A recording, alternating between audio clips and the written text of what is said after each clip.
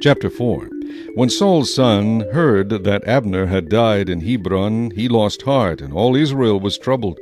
Now Saul's son had 2 men who were captains of troops. The name of one was Baanah, and the name of the other Rechab, the sons of Rimmon the Beerothite, of the children of Benjamin, for Beeroth also was part of Benjamin, because the Beerothites fled to Gittaim, and have been sojourners there until this day. Jonathan, Saul's son, had a son who was lame in his feet.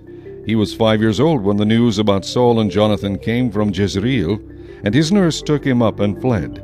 And it happened, as she made haste to flee, that he fell and became lame. His name was Mephibosheth.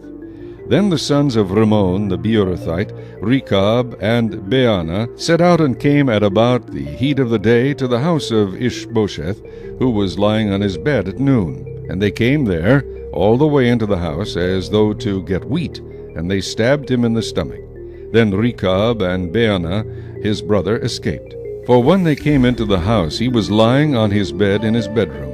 Then they struck him and killed him, beheaded him, and took his head, and were all night escaping through the plain.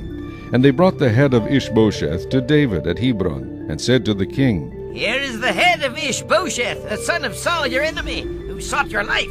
And the Lord has avenged my lord the king this day of Saul and his descendants." But David answered Rechab and Baanah his brother, the sons of Rimmon the Beerothite, and said to them, "As the Lord lives, who has redeemed my life from all adversity, when someone told me, saying, 'Look, Saul is dead,' thinking to have brought good news, I arrested him and had him executed in Ziklag, the one who thought I would give him a reward for his news. How much more when wicked men have killed a righteous person in his own house on his bed? Therefore, shall I not now require his blood at your hand and remove you from the earth?"